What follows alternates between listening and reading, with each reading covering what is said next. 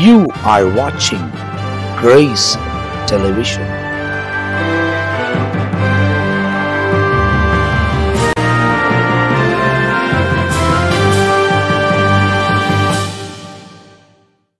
ஆண்டவரும் அருமை இரட்சகராக இயேசு கிறிஸ்துவின் நாமத்தினால் உங்கள் யாவருக்கும் என் அன்பின் வாழ்த்துக்களையும் ஸ்தோத்திரங்களையும் நான் தெரிவித்துக் கொள்கிறேன். சுவிசேஷம் என்ற இன்னொரு எபிசோட்ல உங்களை சந்திப்பதிலே நாங்கள் மிகுந்த சந்தோஷப்படுகிறோம்.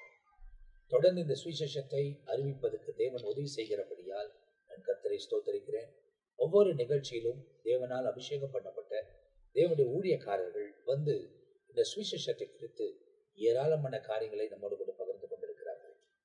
இந்த நாளிலே தொடர்ச்சியாய் தேவனுடைய பணியை செய்கிற 5 ஊழியர்களும் உங்கள் மத்தியில் உட்கார்ந்து இந்த சுவிசேஷ புத்தகத்தை தொடர்ச்சியாய் பகிர்ந்து கொள்வதில் ரொம்ப சந்தோஷம். கடந்த எபிசோட், அதுக்கு முந்தின வாரம் போடப்பட்ட 2 எபிசோடும் நம்ம மத்தியில் பிஷப் ரெவரண்ட் பென்னி எஸ்ஐயா அவர்களும் ரெவரண்ட் ஜான் பீட்டர் ஐயா அவர்களும் நம்மோடு கூட உட்கார்ந்து இந்த சுவிசேஷத்தை குறித்து ஏராளமான காரியங்களை நம்மோடு கூட பேசியிருக்கிறார்கள். அது உங்களுக்கு அந்த இடத்துல பதிவிடப்பட்டிருக்கிறது. இந்த எபிசோட்ல தொடர்ச்சியாய் நாங்கள் எல்லாம் இணைந்து வந்து தேவனுடைய நாமத்தை மகிமைப்படுத்துவதற்கு உங்கள் மத்தியில தொடர்ச்சியா இந்த புத்தகத்தை பகிர்ந்து கொள்ள ஆண்டவர் உதவி செய்கிறபடியால் நான் கர்த்தரை துதிக்கிறேன்.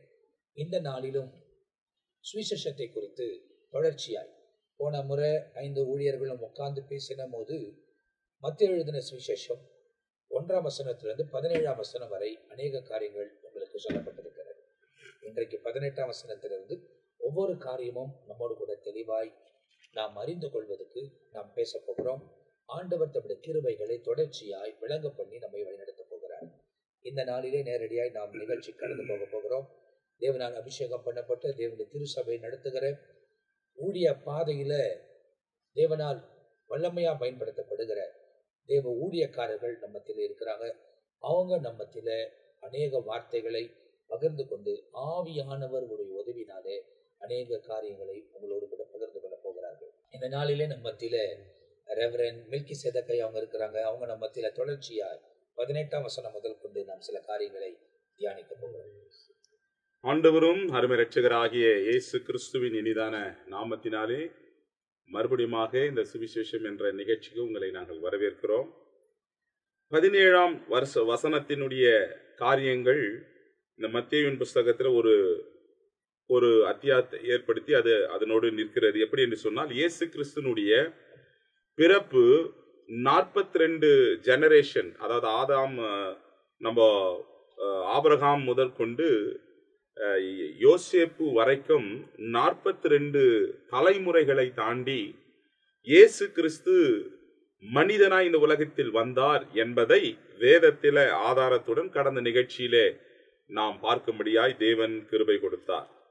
இந்த 18ஆம் வசனத்திலிருந்து 25ஆம் வசனம் வரைக்கும் நாம் பார்க்கும் பொழுது இயேசு கிறிஸ்துவினுடைய பிறப்பை குறித்து, அவர் இந்த உலகத்தில் எவ்விதமாக வந்தார் என்பதை குறித்து வேதத்தில் இங்க சொல்லப்பட்டிருக்கு. 18ஆம் வசனம் சொல்லுது பாருங்க, இயேசு கிறிஸ்துவினுடைய ஜனனத்தின் விவரமாவது, அவருடைய தாயாகிய மரியாள் யோசேப்புக்கு நியமிக்கப்பட்டிருக்கையில் அவர்கள் கூடி வரும் முன்னே அவள் பரிசுத்த ஆவியினாலே கர்ப்பவதியானாள் என்று காணப்பட்டது. இங்கே நம்ம பார்க்கும் பொழுது இயேசு கிறிஸ்துனுடைய அந்த ஜனனத்தின் விவரம் என்ன என்று சொன்னால், இயேசுவின் தாயாகிய மரியாள், அதாவது யோசேப்புக்கு நியமிக்கப்பட்டிருந்த மரியாள் நியமிக்கப்பட்டிருக்கையில் என்று சொல்லப்படுகிறது. யூதர்களுடைய விவாகம் எப்படி நடக்கும் என்று சொன்னால், திருமணத்திற்கு முன்பதாக அவர்கள் நிச்சயம் செய்து கொள்வார்கள். அந்த நிச்சயம் செய்து கொண்ட பிற்பாடு 1 வருடம் அவர்கள் காத்திருப்பார்கள். அந்த நிச்சயம் செய்து முடித்த பிற்பாடு திருமணம் வரைக்கும் நிச்சயிக்கப்பட்ட நாள் முதற் கொண்டு சில சமயங்களிலே அவங்கள கணவன் மனைவி என்று சொல்லித்தான் அழைப்பார்கள். ஆனா அவங்க 2 பேரும் பிசிக்கலா கூடி வாழ மாட்டாங்க. ஆனா அவர்கள் கணவன் மனைவி என்று சொல்லி அழைக்கக்கூடிய காரியங்கள் அங்கிருந்தது. அதாவது சட்டப்படி அவங்க இணைந்திருப்பதால், நியமிக்கப்பட்டிருக்கிறபடியால் கணவன் மனைவி என்று கூட அவர்களை அழைப்பார்கள் என்று சொல்லி சரித்திரம் இங்கே சொல்லப்படுகிறது. இப்ப இங்க இந்த வசனத்துல நாம் பார்க்கும்போது அவர்கள் கூடி வரும் முன்னே அப்படி என்று சொன்னால் அவர்கள் இருவரும் சேரும் முன்னே, யோசேப்பும் மரியாளும் சேரும் முன்னே பரிசுத்த ஆவியினாலே இவள் கர்ப்பவதியாகிறாள். யோசேப்பு அவருடைய சட்டப்படியான அதாவது தகப்பன் தான். ஆனால் இயேசு பிறப்பதற்கு அவர் காரணமாய் இருக்கவில்லை. பரிசுத்த ஆவியினாலே, தேவ ஆவியினாலே என்று சொல்லி இங்க வசனம் சொல்லப்படுகிறது. அப்ப பாருங்க, இங்க வேதத்துல நாம பார்க்கும் பொழுது நம்முடைய ஆண்டவர் தேவ ஆவியானவர் சிருஷ்டிக்கும் ஆற்றல் மூலமாக அவருடைய மனித சுவாபம் மரியாளில் உருவானது என்று நாம் பார்க்கிறோம். லூக்காவின் புஸ்தகம் 1ஆம் அதிகாரத்துல 35வது வசனம், லூக் சாப்டர் 1 verse 35ல தேவ தூதன் அவளுக்கு பிரதியுத்தரமாக, பரிசுத்த ஆவி உன்னிடத்தில் வரும், உன்னதமானவருடைய பலம் உன்மேல் நிழலிடும், ஆதலால் உன்னிடத்தில் பிறக்கும்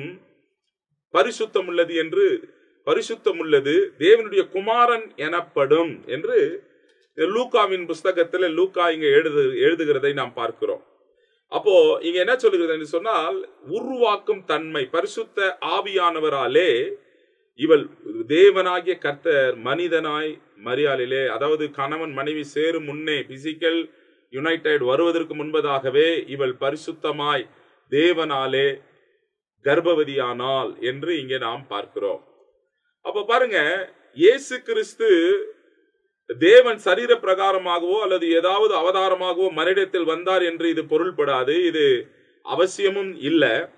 ஆனால் அவ்வாறு ஒரு நிகழ்ச்சி நடக்கிறது. இது தெய்வீக ஒரு சுவாபம் இல்லாத, பாவம் இல்லாத, மனித சுவாபம் இணைந்த ஒரு தன்மை இது அல்ல. இது தெய்வீக தன்மை. பரிசுத்த ஆவியினுடைய நிழல் உண்மையில வரும் என்று சொல்லி பரிசுத்த ஆவியானவராலே இது உருவாக்கப்பட்டது என்று வேதத்துல நாம் பார்க்கிறோம். நம்ம மத்தேயுவின் புஸ்தகத்திலே 3ஆம் அதிகாரத்துல 11ஆம் வசனத்துல நம்ம பார்க்கும் பொழுது ஞானஸ்தானத்தை குறித்து அங்க பேசப்படும் பொழுது, மனம் திரும்புதலுக்கென்று நான் ஜலத்தினாலே உங்களுக்கு ஞானஸ்தானம் கொடுக்கிறேன், எனக்கு பின் வருகிறவரோ என்னிலும் வல்லவராயிருக்கிறார். யோவான் சொல்றாரு, அவருடைய பாதரட்சைகளை சுமக்கிறதற்கு நான் பாத்திரன் அல்ல, அவர் பரிசுத்த ஆவியினாலும் அக்கினியினாலும் உங்களுக்கு ஞானஸ்தானம் கொடுப்பார் என்று சொல்லுகிறார். யோர்தான் நதியிலே நின்று அவர் பிரசங்கிக்கிற நேரத்தில் இயேசு கிறிஸ்துவை அவர் சொல்லும்போது, எனக்கு பின்னாடி ஒருத்தர் வராரு, அவர் பரிசுத்த ஆவியினாலும் அக்கினியினாலும் உங்களுக்கு ஞானஸ்தானம் கொடுப்பார் என்று சொல்லி இயேசு கிறிஸ்துவை பரிசுத்த ஆவியினுடைய அந்த குறித்த தன்மைகளை இங்கே நாம் பார்க்கிறோம்.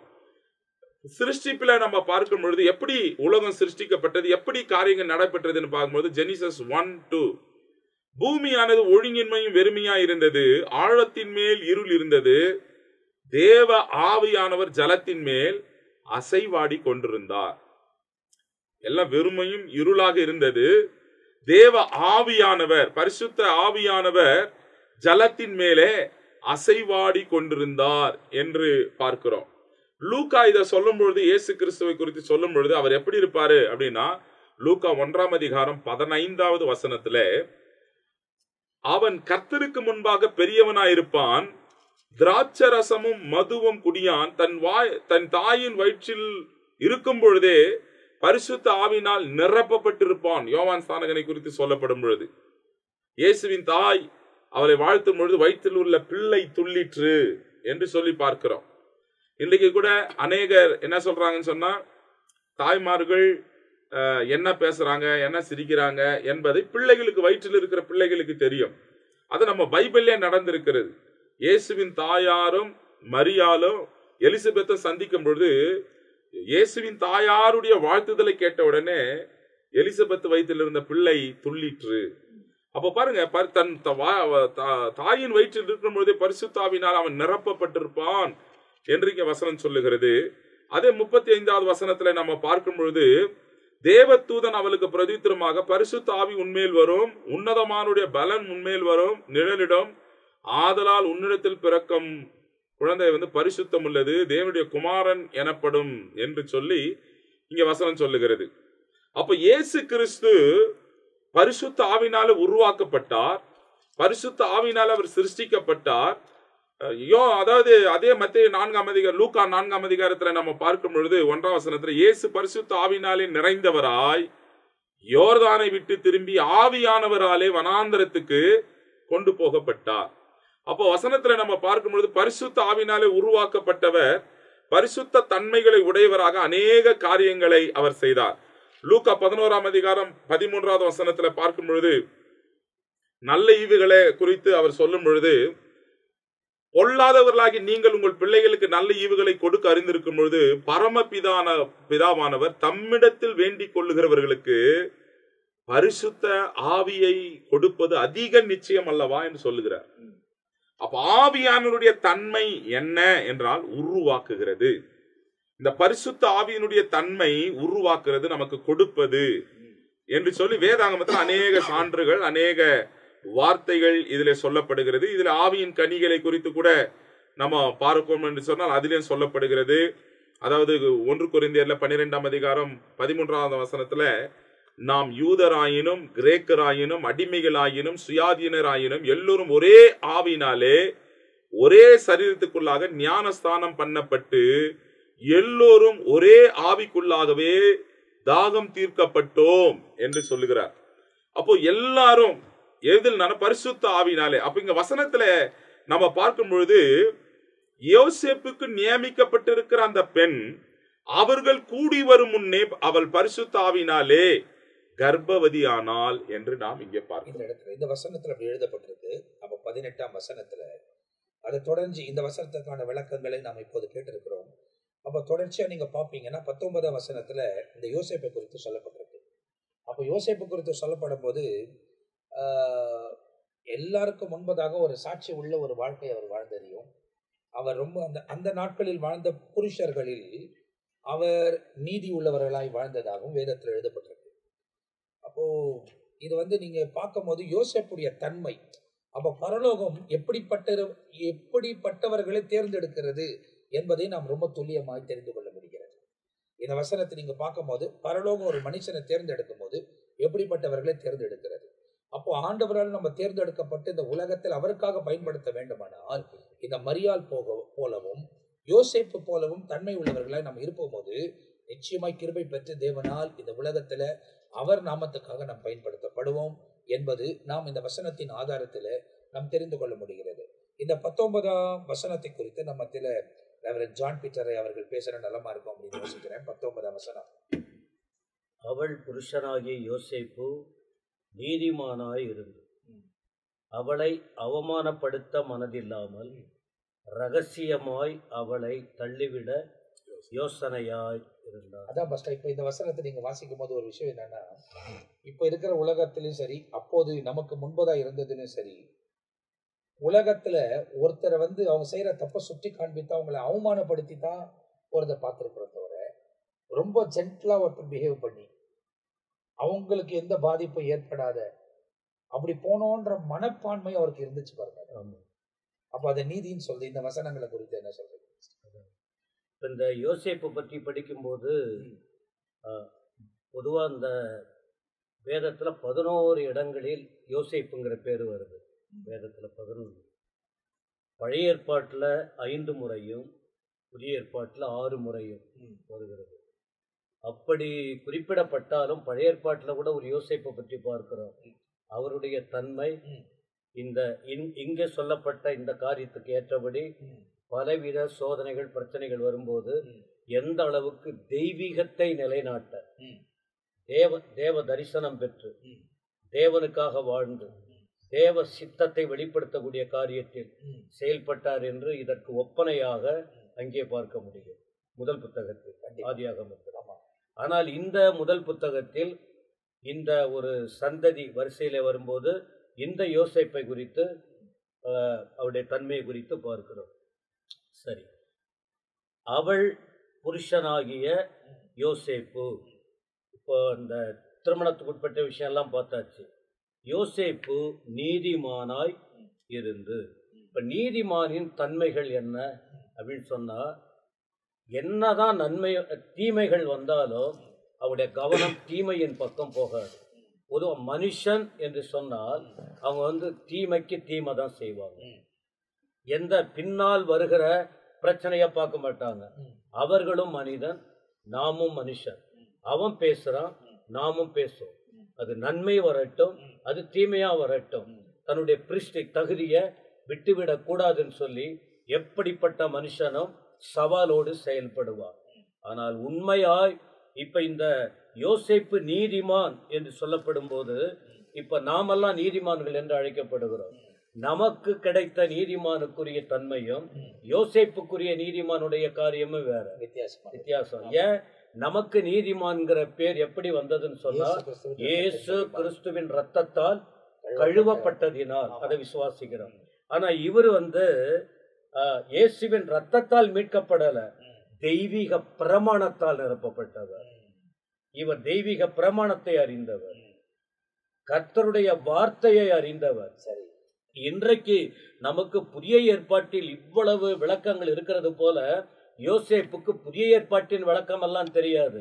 ஆனா பழைய ஏற்பாட்டில் அவர்களுக்கு கொடுக்கப்பட்ட, ஏன்னா அந்த ஆபிரகாம் வழி, தாவீதின் வழி, அந்த வழியில வந்ததனால அவர் அன்றைக்கு கொடுக்கப்பட்ட ஒரு நீதிமான் எப்படிப்பட்டவன், எப்படி இருக்க வேண்டும். அதை நீங்க பேசும்போது ஒரு விஷயம் என்னன்னா, 400 வருஷம் இருண்ட காலம், அந்த வாழ்க்கைக்கு பிறகுதான் இது ஒரு செய்தி வருது. அப்ப அந்த இருண்ட காலத்தில் இவரும் வாழ்ந்தவர். அந்த நாட்களிலும் நிறைய பேர் செதறி போயிட்டாங்க. ஆனா இவர் செதறாமல் அந்த நீதிமானா வாழ்ந்தார். அந்த இருண்ட காலத்தில் தாண்டி வந்தோம். எவ்வளவோ நீதிமான்கள் பழைய ஏற்பாட்டில் இருக்காங்க. புதிய ஏற்பாடு வந்த உடனே நீதிமான் அழைக்கப்படுவதற்கு காரணம் இந்த யோசேப்பின் மூலமா பரலோக திட்டம் நிறைவேற வேண்டும். அதனால்தான் இருண்ட காலம், பொதுவா இருண்ட காலம், ஒரு பிரச்சனையான காலம் வந்த உடனே இருக்கிற இடம் தெரியாம போயிடுவாங்க, மறுதளிச்சிட்டு போயிடுவாங்க, எங்க இருக்கிறாங்கன்னே தெரியாது. இதெல்லாம் முதல்ல நாம் சொல்ல வேண்டுமானால், யோசேப்பின் வாழ்க்கையில் எவ்வளவு குளறுபடிகள் வந்தாலும், எவ்வளவு பிரச்சனைகள் வந்தாலும், தேவ நோக்கம், ஆண்டவர் ஒரு நோக்கம் வைத்திருக்கிறார். அந்த நோக்கம் நிறைவேறுவதற்காக இந்த குடும்பத்தை கர்த்தர் தெரிஞ்சுக்கிட்டாரு. அப்போ மரியாதை குறித்த காரியம் முன்ன பார்த்தாலும் யோசேப்பின் மூலமா ஒரு பெரிய திட்டம் இருக்கிறது. சரி, இவர் ஒரு நீதிமான். அப்ப நீதிமான்னா அநீதிக்கு இடம் கொடுக்கவில்லை, அநியாயமா போயிருக்க முடியும். அப்ப எப்படி அவர் அநியாயமா போகல என்பதற்கு அடுத்த வார்த்தை சொல்லுகிறது, யோசேப்பு நீதிமானாய் இருந்ததினால். நீதிமான் யாரு அப்படின்னு சொன்னால், தேவனுடைய கட்டளைகளை கை கொள்ளுகிறவர். எசேக்கியேல் 18:4 நினைக்கிறேன், 18 அல்ல 20, எப்படிப்பட்டவனா இருக்க முடியும் நீதிமான்? அவருடைய கட்டளைகளை ஒரு வார்த்தை படிச்சிடலாமா? எசேக்கியேல் 18:9, என் கட்டளைகளின்படி நடந்து என் நியாயங்களை கை கொண்டு உண்மையாய் இருப்பானாகில் அவனே நீதிமான். எசேக்கியேல் 18:9, அவன் பிழைக்கவே பிழைப்பான் என்று கர்த்தராகிய ஆண்டவர் சொல்லுகிறார். அப்ப இந்த நீதிமான் யோசேப்பு எப்படிப்பட்டவனாய் இருந்திருக்கிறான்? இந்த வசனத்தின்படி நீங்க சொன்னீங்க, இருண்ட காலம், இருண்ட காலத்திலும் தடுமாறவில்லை. கண்டிப்பா மனுஷன் என்று சொன்னால் நீதிமான் அநீதின் இல்ல, பிரச்சனை, எல்லாருக்கும் பிரச்சனை இருக்கு. குடும்ப பிரச்சனை இருக்கு, அரசியல் பிரச்சனை இருக்கு, சுற்றுப்புற சூழ்நிலைகள் பிரச்சனைகள் இருக்கு. ஒரு மனுஷனுக்கு எப்படிப்பட்ட தாக்குதல் வரும், எல்லா வித தாக்குதலுக்குள்ளே கடந்து போய் தான் ஆகணும். ஆனா இருண்ட காலம் சொல்லும் போது அவங்க தெரிஞ்சுக்கணுன்றதுக்காக, அதாவது தேவன் மனுஷனோட தொடர்பு இல்லாத காலத்திலும் அந்த அடுத்த கட்டம் புதிய ஏற்பாடு வரும்போது, யோவான் ஸ்நானகன் பிறப்பு வரும்போது, இயேசு கிறிஸ்துவின் பிறப்பு இந்த பூமிக்கு வரும்போது, நீதிமான் என்று மேல கொண்டு வரார் அந்த வம்ச வழியிலே. அதற்காக சொல்லுகிறேன், அந்த காலகட்டங்களிலும் இவர் நீதிமான், புதிய ஏற்பாட்டில் நீதிமான் முதல்ல இவருக்கு தான் அழைக்கிறாரு. அப்போ அந்த காலகட்டத்திலும் இவர் இந்த வசனத்தின்படி கட்டளையை கை கொண்டார். அதாவது ஐயா, இந்த இடத்துல வசனம் அழகா சொல்லுது, அவள் புருஷனாகிய யோசேப்பு நீதிமானாய் இருந்து அவளை அவமானப்படுத்த மனதில்லாமல், கீழே கொண்டு வர்றதுக்கு தான் இதை கொண்டு வர, அதுதாங்க நீதிமானா இருந்தானா. எதுக்கு அந்த பதம் அங்க பயன்படுத்துறாங்கன்னா, பழைய ஏற்பாட்டுல ஒரு சட்டம் இருக்குது. உபாகம புஸ்தகத்துல 22ஆம் அதிகாரம் 21 இருந்து 24 வரைக்கும் நம்ம பார்க்கும் பொழுது, தவறு செஞ்ச ஒரு பெண்ணு விபச்சாரம் செய்து அந்த பெண்ணினிடத்தில் கன்னிமை காணப்படவில்லை என்னும் சங்கதி மெய்ப்பட்டதேயானால், அந்த பெண்ணை அவள் தகப்பனுடைய வீட்டு வாசலுக்கு முன்பாக கொண்டு வந்து, அவள் இஸ்ரவேலில் மதிகண்ட காரியத்தை செய்து தன் தகப்பன் வீட்டிலே வேசித்தனம் பண்ணினபடியினாலே அவருடைய பட்டணத்து மனிதர் அவளை கல்லெறிந்து கொள்ள கடவர்கள். இப்படி தீமையை உன் நடுவிலிருந்து விலக்க கடவாய். புருஷனுக்கு விவாகம் பண்ணப்பட்ட ஸ்திரீயோட ஒருவன் சயனிக்கு கண்டுபிடிக்கப்பட்டால் அந்த ஸ்திரீயோட சயனித்த மனிதனும் அந்த ஸ்திரீயும் இருவரும் சாக வேண்டும். இப்படியே தீமையை இஸ்ரவேலிலிருந்து விலக்க கடவாய். கன்னிகையான ஒரு பெண் ஒருவனுக்கு நியமிக்கப்பட்டிருக்கையில், இதுதான் இங்க மத்தியில சொல்லப்பட்டிருக்க வார்த்தை. ஏற்கனவே இந்த வசனத்தை எழுதி வச்சிருக்கிறோம். இந்த மரியாதை குறித்து சொன்னதுனால நான் இதை அங்க கொண்டு வரல.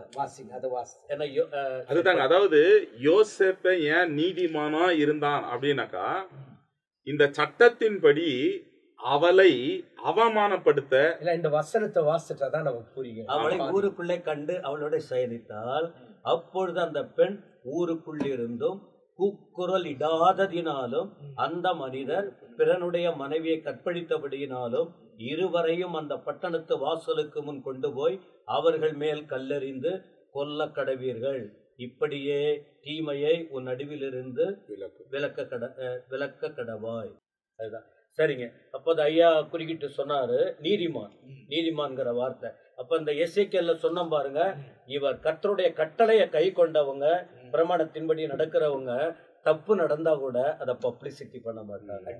ஏன்னா நீதிமான் எப்பவுமே ஒரு வார்த்தை சொல்லுவாங்க, கண்ணால் கண்டதை மண்ணால் மறைக்க வேண்டும் என்று. அது ஒரு வேற அர்த்தம் இருக்கு. ரைட்டு. நீதிமான் நோவா, ஒரு தவறு ஏற்பட்டது. நீதிமான் பேழையெல்லாம் உண்டாக்கி கர்த்தருடைய திட்டத்தை நிறைவேறதற்கு ஆயத்தமா இருந்தார். அவர் அடுத்த கட்டம் கொஞ்சம் போகும்போது ஏதோ கொஞ்சம் சாப்பிட்டுட்டாரு. அதனால ஒரு மயக்கம் வந்துச்சு. அதனால கீழே விழுந்து கிடக்கிறாரு. உடனே பிள்ளைகள் 3 பேர் அங்க தூரத்துல இருக்காங்க. அந்த நேரத்துல ஒரு மூத்த பையன், அவன் என்ன செஞ்சிருக்கணும், அப்பா கொஞ்சம் பலவீனம் ஆயிட்டாரு, அவர் பலவீனத்துல உதவி செஞ்சிருக்கணும். ஆனா அந்த மகன் என்ன செய்யல, அவன் தான் செஞ்சிருக்கணும். அவன் தன் தகப்பனை பாதுகாக்க விட்டுட்டான். தன் மற்ற சகோதரர்கிட்ட போய் சொல்லிட்டான். தன் தகப்பனுடைய காரியத்தை வெளிப்படுத்திட்டான். இப்ப இது ஒரு சிறிய தவறு போல தெரிகிறது. போயிட்டு தானே அதை ரெடி பண்ணிட்டு அமைதியா இருந்திருக்கணும். ஆனா போயிட்டு சகோதரர்கிட்ட சொன்னதுனால தகப்பனுக்கு தெரிய வந்த போது கூப்பிட்டு சொல்றாரு, என்ன நீ இந்த காரியத்தை செய்ததுனால, உன் தம்பிங்க கிட்ட இதை போல காரியத்தை செய்தனால கானான் சபிக்கப்பட்டவர். நீதிமான் மறைக்கணும். நீதிமானின் சில பலவீனத்தை இவன் தம் பிள்ளை கண்டு வெளிப்படுத்ததுனால கானான் சபிக்கப்பட்டவன். அதுதான் கானான் தேசம், சபிக்கப்பட்ட தேசம். அந்த இடத்தான் ஆசீர்வாதமான தேசமாய் மாற்றினார். இந்த இடத்துக்கு வந்துருவோம். என்ன நடக்குது பாருங்க. அவள் புருஷனாகி யோசேப்பு நீதிமானாய் இருந்து, கர்த்தருடைய பிள்ளைகளின் விளக்கத்தை நாம புரிந்து கொண்டோம். இப்ப நீதிமான் அடுத்து என்ன செய்வான், அவளை அவமானப்படுத்த மனதில்லாமல். ஆனா அந்த பெண்ணு தப்பு செய்யல, இவனுக்கு தெரியல. ஆனா அதே நேரத்துல ஒரு உள் உணர்வு கண்டிப்பா நீதிமானுக்குள்ள ஒரு மனசாட்சி வேலை செஞ்சுக்கிட்டு இருக்கும். ஆனா அவள் எது நல்லதோ கெட்டதோ நாம நம்முடைய சாட்சியை காத்துக்கணும். நீதிமான்னா ஜனங்கள் மத்தியில ஒரு நல்ல பெயர் இருக்கு, அந்த பெயரை கெடுத்துக்க கூடாது. நல்லதை கெட்டதை பின்னாடி பார்த்து கொள்ளலாம். அதிலே கவனமாயிருந்து அவளை அவமானப்படுத்த மனது இல்லாமல். நீதிமான் என்ன செய்ய மாட்டா, தப்பு நடந்திருந்தா கூட இப்ப நான் சொன்ன பாருங்க, அதை போல மற்ற இடத்துல போய் அவங்க பெயரை கெடுக்க மாட்டான். இப்ப நீதிமான்னா அதான் அர்த்தம், பாவத்தை விட்டு விலகினவன், தீமைக்கு போகாதவன். அது அடுத்து ரகசியமாய் அவளை தள்ளிவிட யோசனையாயிருந்தார்.